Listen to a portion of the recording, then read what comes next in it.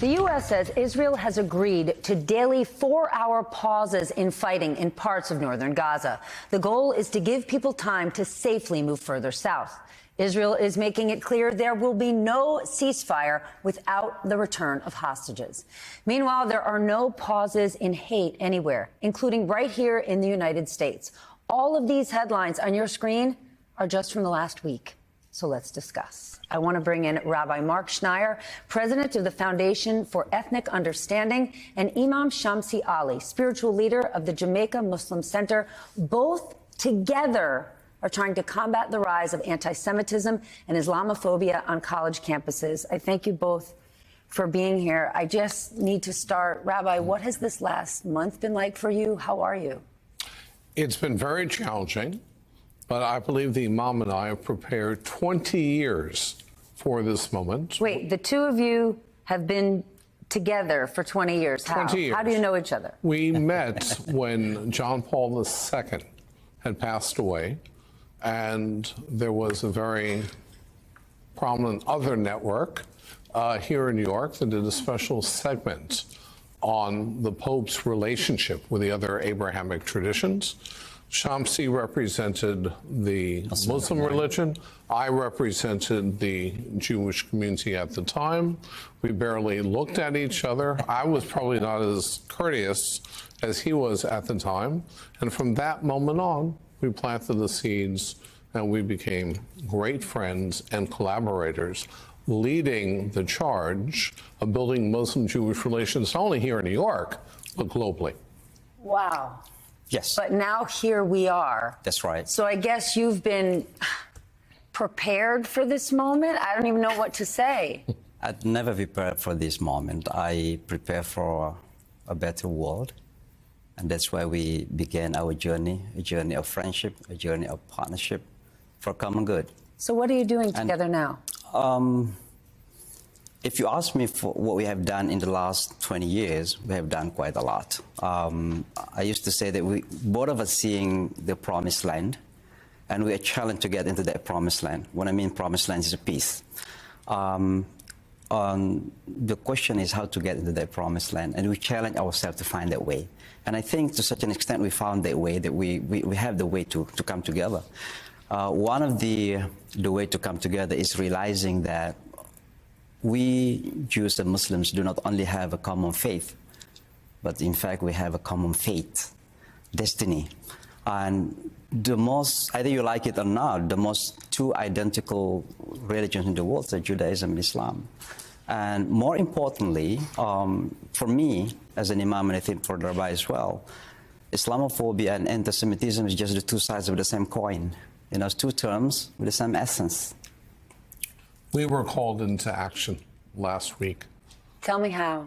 We met first with 30 Jewish student leaders from different Hillels through CUNY, really through Chancellor Rodriguez. Hillels, the on college campuses, the Right. Jewish groups on college campuses. Correct. The Jewish student unions.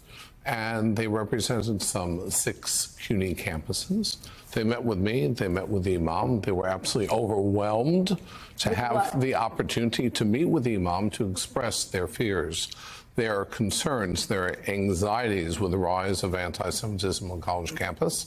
And then last week, we then met with the heads of the Muslim Student Association at Lehman College in the Bronx. It was very, very intense, very emotionally charged, very passionate, but we delivered a very simple message. Cherish freedoms, protest, demonstrate. Do not cross the line. No violence, no intimidation, no confrontation. We can agree to disagree without being disagreeable. You planted the seeds of forgiveness and togetherness. But are the seeds of this hate rising coming from misinformation? These are young people. Where are they getting the messages from? Where is this hate coming from? I think we are in the very open information at the moment, particularly the media that is unregulated. I mean, you know, social media. Social yes. media, what I mean. And so many of our youngsters are being victimized by this. They don't realize that actually both of us, Jews and Muslims, are victimized by the both Islamophobia and anti-Semitism. And I consider this a common threat for both of us. And the threat that we Muslims are facing, Islamophobia, it's not coming from the Jewish people. Vice versa. The threat to the Jewish people is not coming from the Muslims.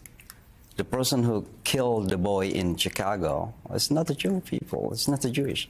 So I think we must challenge ourselves to build these relations with Jews and Muslims because we are really on the same boat. We have even more commonality. As the rabbi say, we can disagree. We can agree to disagree without being disagreeable. I tend to be very practical. There's a rise in anti-Semitism. Why?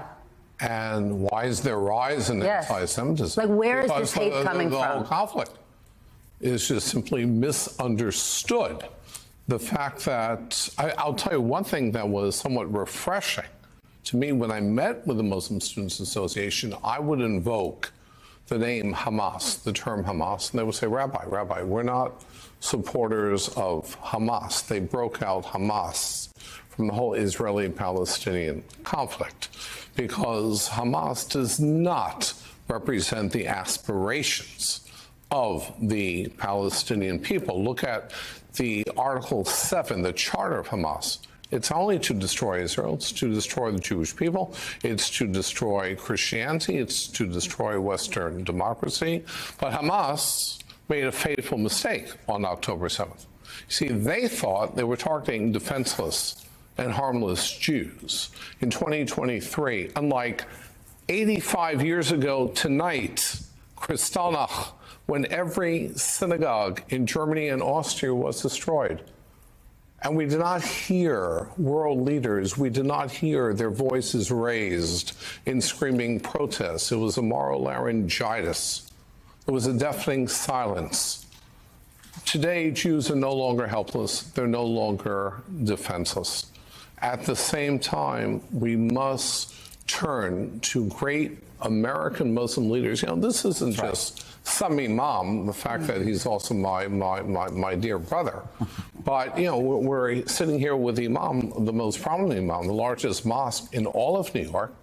And I can tell you that when Trump was president and he legislated the anti-Muslim ban, who were the great champions for the Muslim community? It was the Jewish community. Well, you know what? Today, we need American Muslim leaders to protect and to defend Jewish students on college campuses. And that's our commitment.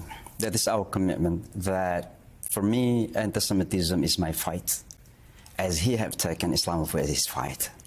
You know, we advance our common humanity, that despite of the existence differences that we have even more in common. And at the end of the day, we are all human beings. We deserve dignity, we deserve respect, we deserve peace, reconciliation. And I think this world is shared by each and every one of us. We need just to live peacefully. And that's our aspiration, that's our dream as human beings. We've been asked to visit every CUNY campus from at least one borough in New York City over the next 3 weeks. And this is the message that we are going to convey. We have the history, we have the experience. Again, protest, demonstrate the love, protest, demonstrate, do whatever you want to do. Yeah, but there is a line you do not cross. We cherish our freedom to express our opinion, to express our, agreement and disagreement, but don't go beyond the lines. I am so grateful for the work you are doing together across these college campuses. It is what we need.